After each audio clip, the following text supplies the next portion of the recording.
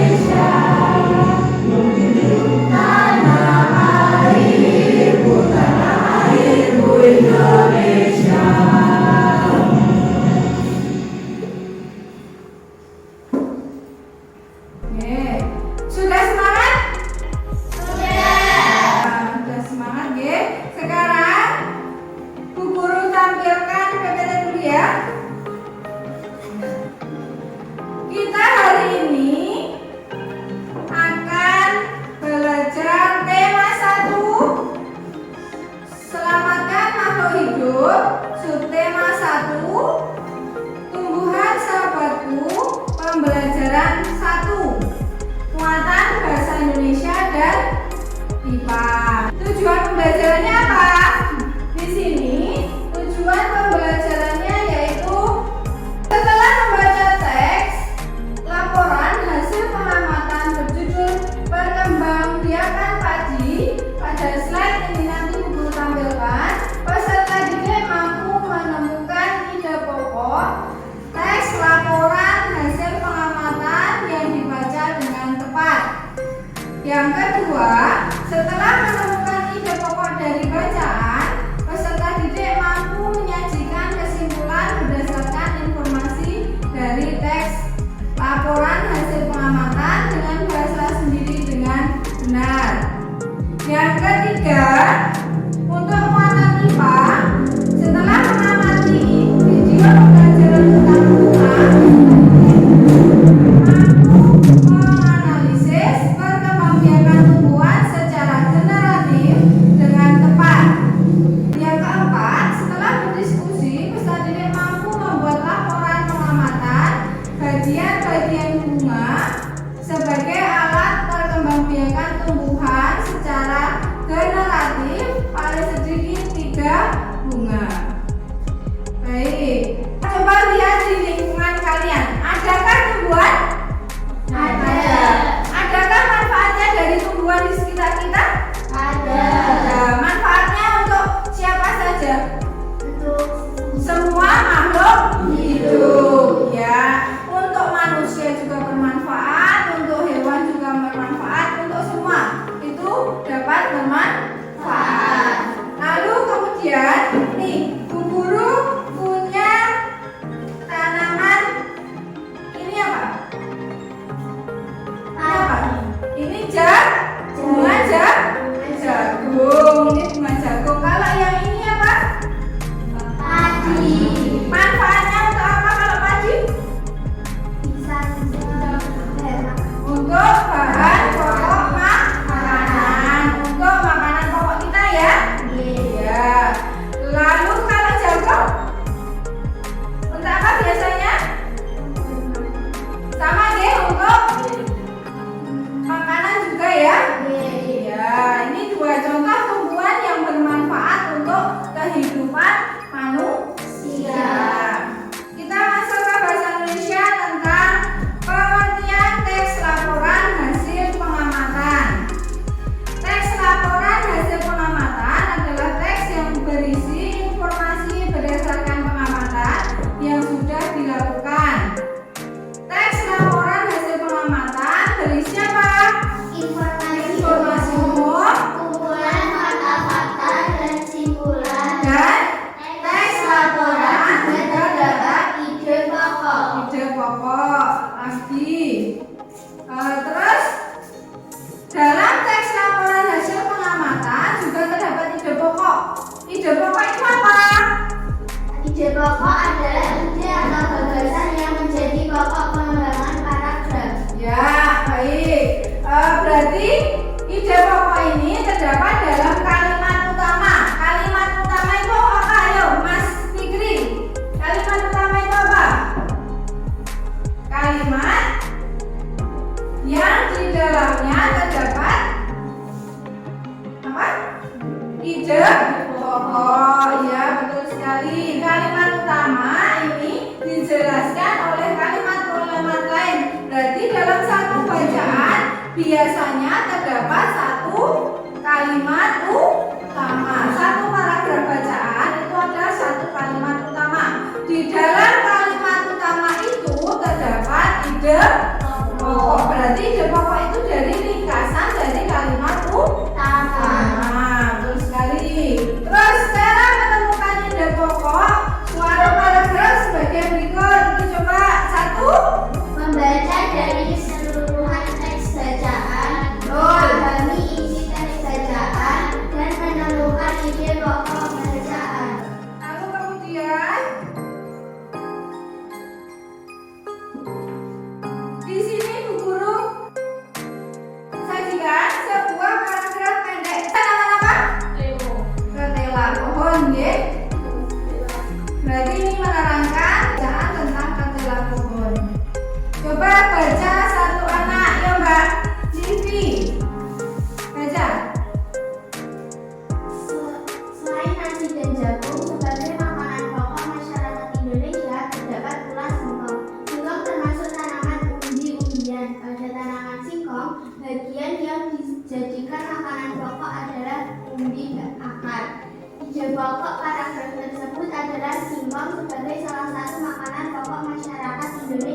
Ya, itu terdapat di mana itu?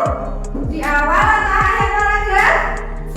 Awal, yang menentukan dari selain nasi dan jagung sebagai makanan pokok masyarakat Indonesia terdapat pula singkong. Berarti dari kalimat itu baru bisa disimpulkan ide pokoknya. Yang ide pokoknya adalah singkong sebagai salah satu makanan pokok masyarakat Indonesia. Sudah jelas? Sudah. Ya, coba sekarang Bu Guru perlihatkan teks bacaan tentang perkembangbiakan padi. Coba kalian tentukan ide pokok dari paragraf tersebut, dari bacaan tersebut. Bu Guru kasih satu kelompok satu lembar kerja, tiap paragraf dicari ide pokoknya, oke?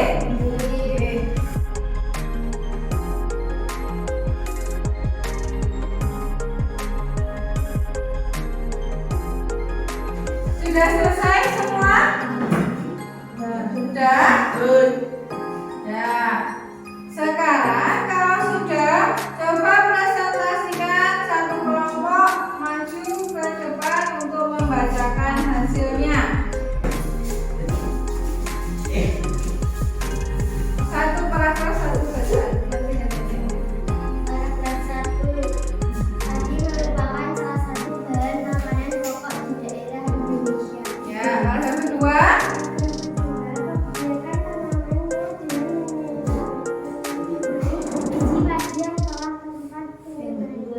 Oke, paragraf ketiga.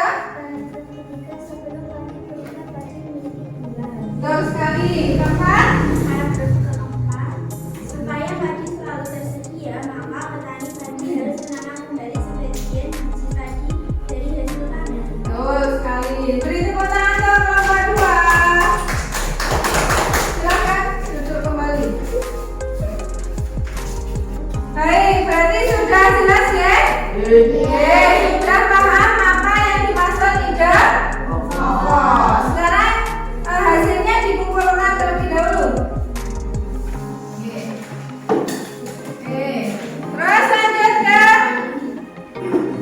materi kedua, kita akan belajar tentang perkembangbiakan tumbuhan. Perkembangbiakan tumbuhan itu dibagi menjadi dua, yaitu perkembangbiakan vegetatif dan perkembangbiakan generatif. Kalau yang vegetatif apa? Tidak kawin atau alami, tanpa dibuat-buat. Sifat anak sama dengan induknya. Kalau yang generatif atau kawin, yang pertama terjadi penyerbuk. Jatuhnya serbuk sari di kepala putih. Yang kedua, terdapat benang sari sebagai alat kelamin jantan. Lalu terdapat putih sebagai alat kelamin betina pada tumbuhan. Lalu sifat anak tidak sama dengan induknya. Untuk memperjelas materi, Bu Guru tampilkan videonya ya. Simak baik-baik. Perkembangbiakan tumbuhan. Apa sih yang dimaksud perkembangbiakan tumbuhan? Perkembangbiakan tumbuhan itu adalah suatu proses yang bertujuan untuk memperbanyak jumlah tanaman spesies atau jenis tertentu. Seperti yang tadi sudah dijelaskan bahwa cara perkembangbiakan pada tumbuhan itu ada dua macam ya, yaitu generatif dan juga vegetatif. Kali ini kita akan belajar tentang perkembangbiakan secara generatif. Nah, perkembangbiakan generatif ini adalah perkembangbiakan makhluk hidup, dalam hal ini adalah tumbuhan yang terjadi melalui proses perkawinan atau penyerbukan. Nah, peristiwa perkembangbiakan secara generatif ini dialami oleh tumbuhan yang berbunga. Jadi, alat perkembangbiakan tumbuhan itu adalah bunga ya. Bunga memiliki benang sari sebagai alat kelamin jantan dan juga putik sebagai alat kelamin betina. Bagian yang pertama adalah tangkai bunga. Tangkai bunga menghubungkan bunga dan batang. Fungsinya adalah untuk menyokong pertumbuhan bunga agar tetap bisa berdiri tegak. Kemudian yang kedua adalah dasar bunga, yaitu bagian ujung tangkai bunga yang agak membesar. Dasar bunga ini ada di atas tangkai bunga. Selanjutnya bakal biji. Nah, di dalam bakal biji ini terdapat sel ovum dan juga calon lembaga. Bagian bunga selanjutnya adalah kelopak.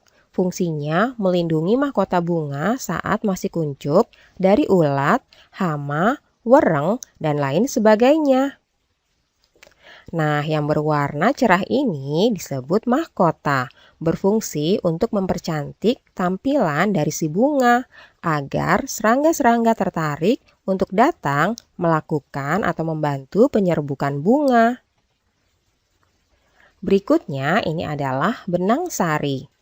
Benang sari ini terdiri dari kepala sari dan juga tangkai sari. Fungsinya adalah sebagai alat perkembangbiakan jantan. Jadi alat perkembangbiakan jantan ini pada bunga adalah benang sari ya. Nah, bagian selanjutnya itu adalah putik. Putik terdiri dari kepala putik dan juga tangkai putik. Putik merupakan alat perkembangbiakan betina pada bunga. Jadi si putik ini akan mengandung bakal buah atau bakal biji. Nah, anak-anak, itulah bagian-bagian daripada bunga. Nah, kalian sudah tahu ya apa saja sih bagian dari bunga dan apa saja fungsinya masing-masing. Nah, dalam perkembangbiakan secara generatif ini diawali dengan proses penyerbukan pada bunga ya, yaitu bertemunya sel jantan dan betina sehingga terjadi proses pembuahan atau proses menempelnya benang sari ke kepala putik. Nah, secara sederhana, perkembangbiakan secara generatif ini pada tumbuhan dapat dijelaskan sebagai berikut ya.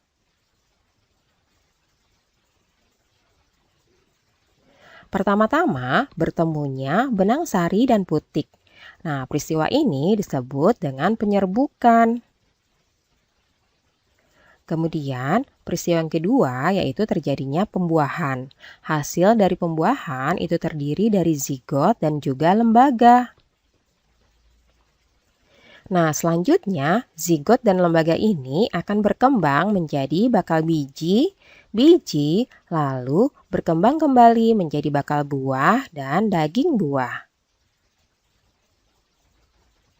Berikutnya dari biji ini, ketika kita tanam maka akan menjadi tanaman baru. Nah, itulah tadi proses perkembangbiakan secara generatif. Nah, agar kalian lebih memahami kembali, coba kalian perhatikan bagan berikut ini ya. Proses perkembangbiakan generatif. Anak-anak masih ingat hasil dari pembuahan itu dinamakan zigot. Nah, zigot ini akan berkembang menjadi lembaga. Lalu lembaga akan berkembang menjadi bakal biji dan biji. Selanjutnya akan berkembang kembali menjadi bakal buah dan juga daging buah. Nah, selanjutnya lembaga yang ada pada biji ini akan menjadi calon tumbuhan baru. Inilah proses perkembangbiakan secara generatif ya anak-anak. Semoga kalian bisa lebih memahami apa itu proses perkembangbiakan secara generatif. Oh iya anak-anak, kalian tahu pada proses perkembangbiakan secara generatif ini, penyerbukan tanamannya dapat dibantu oleh angin, air, hewan, dan manusia. Jadi, ketika ada angin bertiup atau ada air hujan turun, hewan yang sedang hinggap di bunga ataupun dengan bantuan manusia itu bisa membantu penyerbukan tanaman. Nah, contoh dari tumbuhan yang berkembang biak secara generatif itu antara lain padi, mangga, durian, dan juga jambu. Dan masih banyak lagi contoh tumbuhan yang berkembang biak secara generatif. Udah tahu berarti ya, perkembangbiakan tumbuhan yaitu dibagi menjadi dua. Adalah apa tadi? Secara generatif dan vegetatif.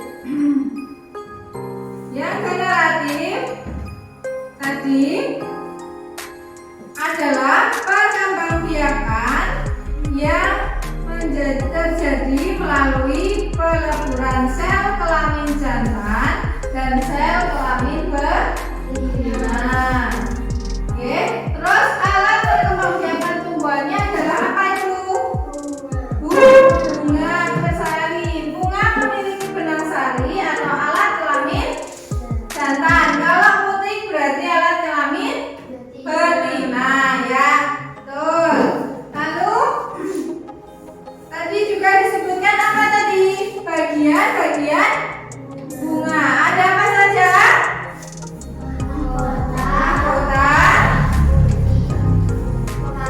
kepala putih, tangkai putih. Ini apa? Sari. Ini kelopak. Bapak buahnya ini ya. Lalu tangkai bunga. Dasar bunga. Ini termasuk bunga sempurna ya, karena semua bagian dari bunga itu ada. Contohnya bunga sepatu ini. Contoh gambar bunga sepatu ya. Ini bunga sempurna. Perkembangbiakan generatif kan terjadi pembuahan. Itu dari serbuk sari terjadi penyebukan ya.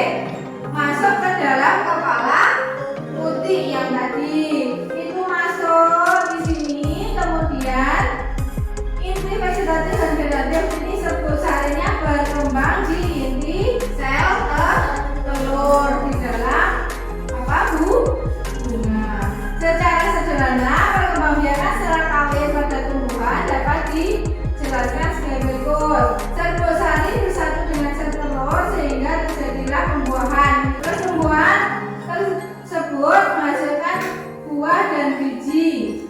Di sini akhirnya menghasilkan buah dan biji. Buah dan biji nanti kemudian tumbuh menjadi tumbuhan baru. Jelas? Jelas. Lanjut lagi. Macam-macam penyebukan itu bisa dibagi menjadi 4. Yang pertama penyebukan sendiri. Serbuk sari jatuh ke kepala putih bunga itu sendiri. Yang kedua penyebukan tetangga atau serbuk sari jatuh ke kepala putih bunga lain dalam satu tumbuhan. Atau yang ketiga penyebukan silang. Serbuk sari jatuh ke kepala putih bunga lain tetapi tidak satu tumbuhan tetapi sejenis.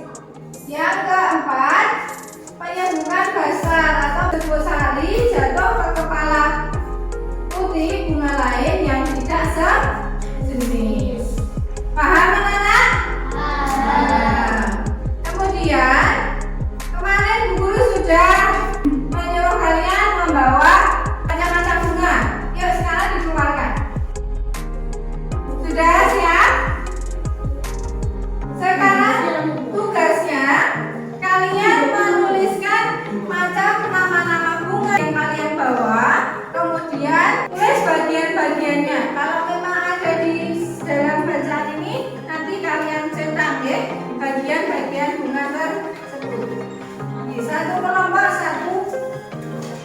Sekarang boleh dikerjakan. Bunga apa yang satu? Yang sekarang di bawah bunga apa? Dulu ini tulis. Bunga kertas. Bunga kertas.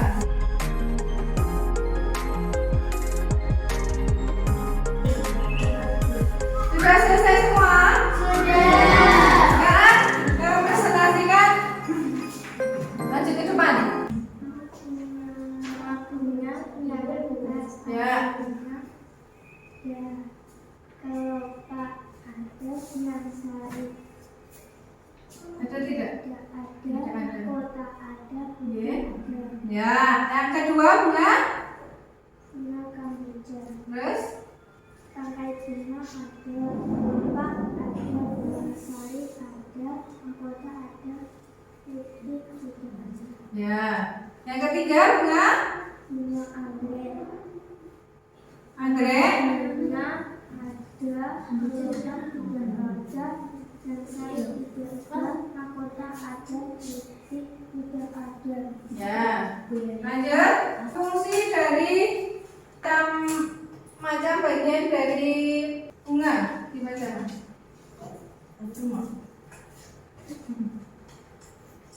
Kelopak bunga bagian ini berfungsi melindungi mahkota pada saat unjuk. Kelopak bunga akan membuka pada saat mahkota bunga mekar sempurna. Sebenarnya kelopak bunga merupakan modifikasi dari daun. Ya. Yang kedua. Mahkota bunga. Mahkota bunga merupakan bagian paling mudah dikenali karena berukuran besar dan berwarna mencolok. Bagian ini berfungsi membantu menyerbukan bunga dengan menarik perhatian para serangga agar hinggap. Yang ketiga. Benang sari. Fungsinya? Bunga memiliki dua organ reproduksi yaitu putik dan benang sari. Bagian ini merupakan alat kelamin jantan yang terdiri dari anter atau kepala sari untuk menyimpan serbuk sari, polen atau serbuk sari untuk menyembuhkan, dan filamen atau tangkai sari untuk membantu proses reproduksi. Tangkai bunga sama seperti dasar bunga, tangkai berfungsi menyongkong dan sebagai penghubung antar bunga dengan ranting. Kepala putih salah satu bagian bunga yang tidak kalah penting adalah putih. Oleh sebab itu bagian ini mengandung sel-sel telur untuk berproduksi. Posisi putih terletak pada tengah bunga dan terdiri dari 3 bagian yaitu stigma atau kepala putih, sitrus atau tangkai putih, dan ovarium atau bakal buah. Betul tepuk tangan untuk kelompok 1. Boleh duduk kembali. Sekarang giliran kelompok 2 mempresentasikan hasil dari diskusinya.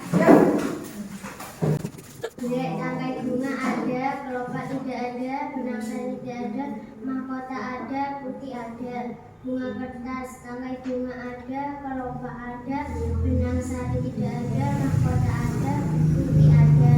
Bunga kamboja, tangkai bunga ada, kelopak tidak ada, benang sari ada, mahkota ada, putih tidak ada.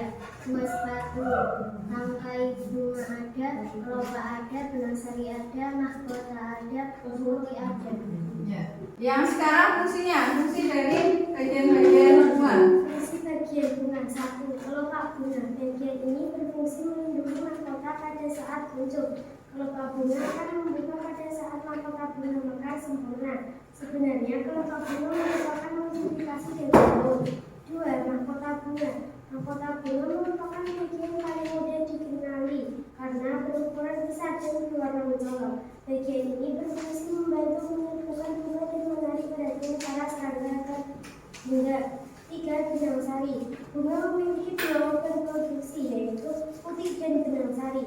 Bagian ini merupakan alat kelamin jantan yang terdiri dari antar atau kepala sari untuk menyimpan serbuk sari, polen atau serbuk sari untuk menyerbukan, dan filamen atau tangkai sari untuk membantu proses reproduksi. 4. Tangkai bunga. Sama seperti dasar bunga, tangkai berfungsi menyongkong dan sebagai penghubungan antara. Beri tepuk tangan ke kelompok 2. Duduk kembali. Silakan hasil